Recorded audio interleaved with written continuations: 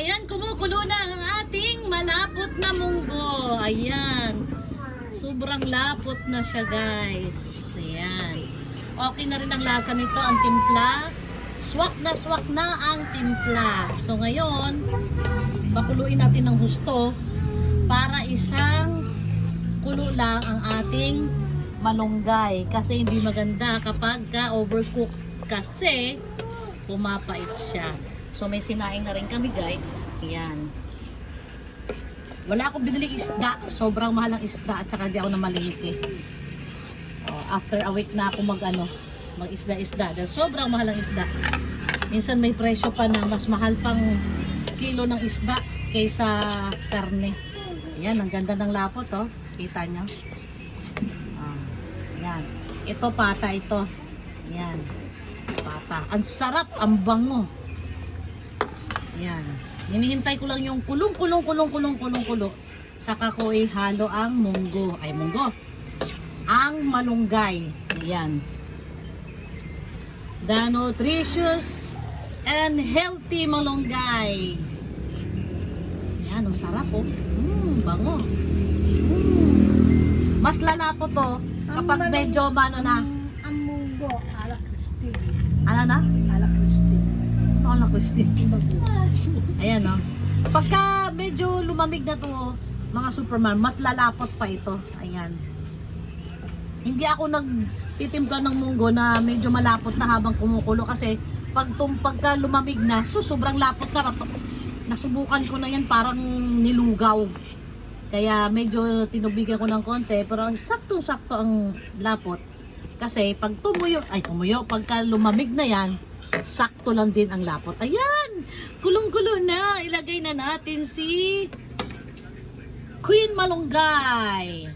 Okay, spread natin. Spread. Spread the love. Love ni Malunggay. Yung love ni Malunggay sa human being. Spread natin. Ayan. Ayan, marami yan. Libreng malunggay lang kami niyan, guys. Hindi ako bumibili. Kapag bibili ka sa palengke, kaperanggot, 20 pesos isang tali. Kaya pag bibili ako ng malunggay, kailangan 3 tali. Pero since na may tanim kami dito, libre lang tayo. Mga super mom. Ayan ang sinasabi ko, kulong-kulo na. Ayan. So ang gagawin ko, hahaluin ko lang ng ganyan yan. Ayan. Tapos i-dip ko lang para hindi siya pumait. Ayan. Dip lang. Huwag nyo haluin ng halukay ng ganun-ganun na halukay. Papait siya. Ayan. So, ayan. Ganun lang, ha? Ganun lang ang paghalo. Dip lang. I-dip mo lang siya ng ganun. So, kulong-kulo na. Off na natin. See, naka-off na, kulong-kulo pa rin. Kasi yung burner, mainit pa, plus yung kawali, mainit din. So, maluluto pa rin yung dahon ng malunggay. Masarap sana ito kung may okra. Kaso nga, hindi tayo na malengke.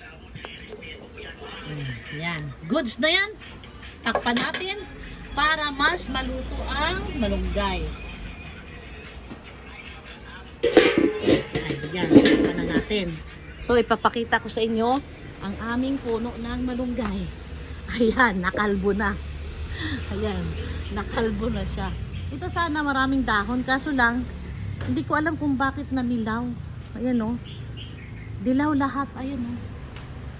Dilaw siya lahat. Ayan. Nanilaw siya. Kaya hindi ko siya kinuha. Nandito ako kumuha kanina.